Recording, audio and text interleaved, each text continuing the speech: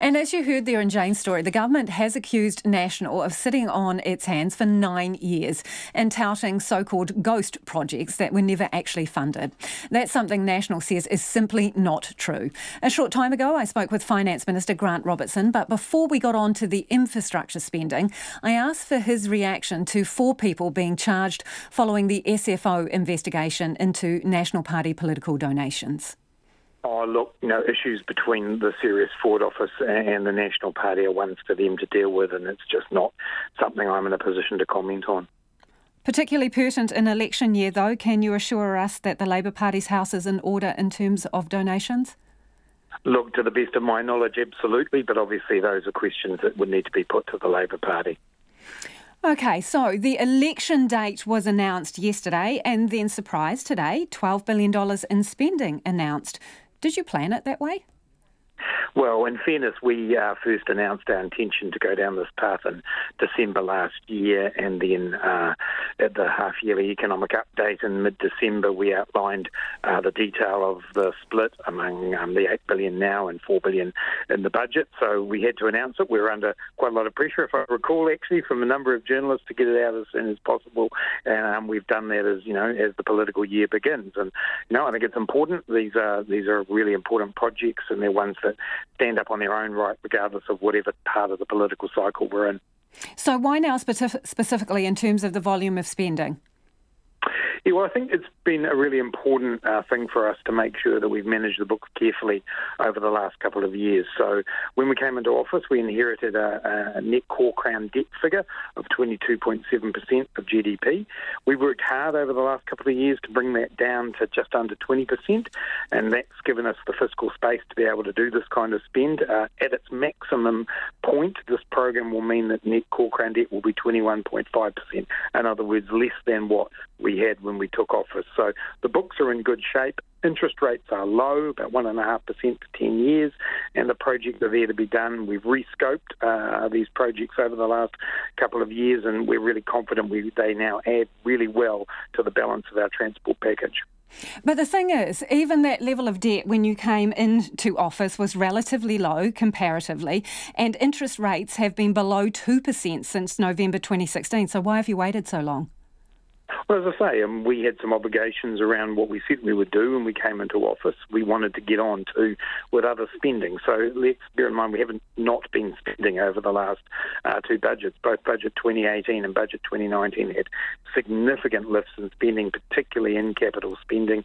$2.4 billion in health, billions of dollars in education, and indeed significant investment in transport as well. So there was a lot to do when we first came in. We had to fix our hospitals, rebuild our schools, get our rail network going again, and yes, do some roading projects. The great thing is the economy's in good shape, the books are in good order, and we're now in a position to be able to make this very large investment today. OK, so in terms of today's announcement, when we look at the transport aspects of it, a lot of it looks familiar. So how much of what you announced today around roading and transport is actually new? Well, it's all new because whatever ideas previous government might have had, they did not do any of these projects. There was no funding set aside for all but one of the major roading projects that's been announced today. What we've done over the last 2 years is rescope them so that they're effectively fit for purpose for the kind of modern transport system we want. So, for example, we're going to be able to have dedicated public transport lanes. We're going to have walking and cycling alongside these roads. So we've rescoped these roads over the last little while, but they, for the first time, they're properly funded, and that is a significant step forward for New Zealand. OK, because in 2018, when the Auckland Transport Alignment Project was announced, in conjunction with the government, with the Minister for Transport, Phil Twyford, there with Phil Goff, they announced Penlink, Mill Road, the Sky Path and electrification to Pukekohe. And at the time, when I looked back at the coverage, Phil Twyford is quoted as saying that the projects were fully funded. Yeah, and the great thing here is these are now being brought forward. So the 3 elements that make today different are the projects are better because we've rescoped them, they're going to be done faster, and they're all fully funded. And this actually opens up the opportunity within the Auckland Transport Alignment Program. But sorry, Minister, for clarification, I'm sorry to interrupt. Really important. Sorry to interrupt. So they weren't fully funded when they were announced in 2018? Of course they were fully funded, but this has allowed them to be brought forward, which is really exciting for the people of Auckland because it opens up the opportunity for other projects within that Auckland Transport Alignment Program. So the projects aren't new, the fully funding's not new, it's just the time frame that's altered. No, that's not correct. Across this project, we have projects that are brand new, that have not been talked about before. We have projects that have been rescoped significantly, including ones that you've mentioned, such as Mill Road. But critically, there is funding here. And compared to the last government, who made significant promises about what they said they would do, they didn't do it, and they didn't put the funding aside. That funding is now baked into the accounts, and communities right around New Zealand tonight, I'm sure, won't be too concerned about whether it was National or Labour who did whatever. They will just be pleased that there is now money set aside so that their transport needs can be met, congestion reduced, travel times increased, travel times improved, and productivity increased.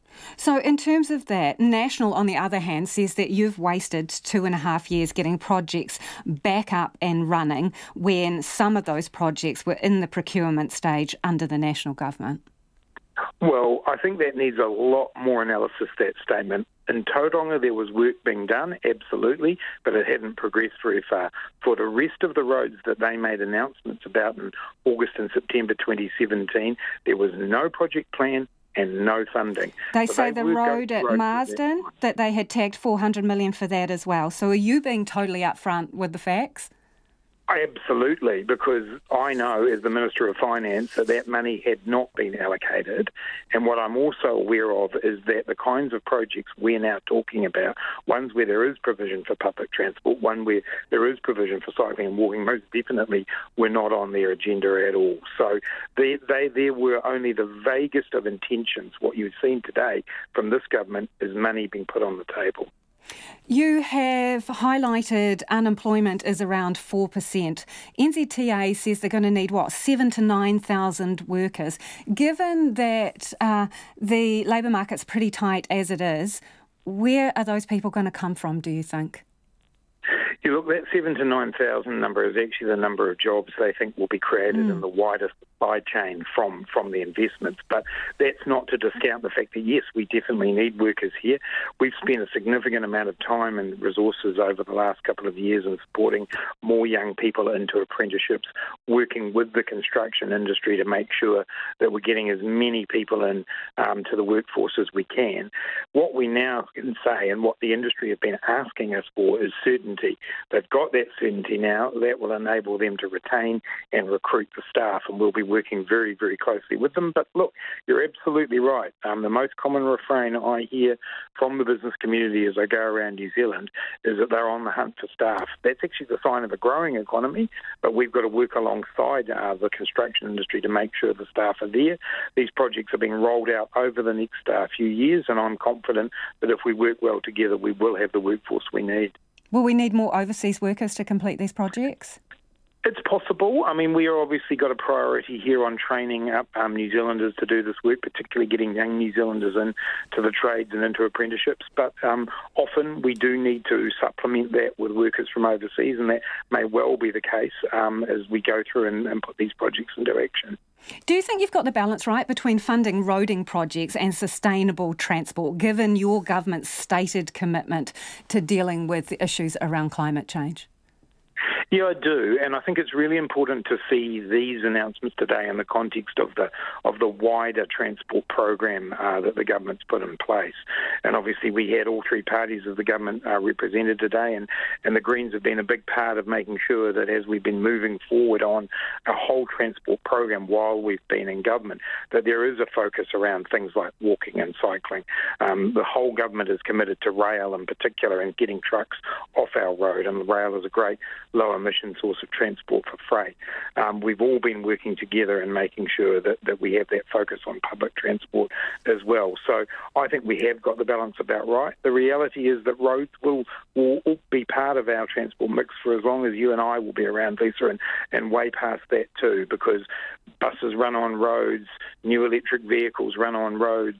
We do need to address issues around congestion. So I think we have got the balance about right, and we've particularly got these specific projects to be ones that cater for all different forms of transport.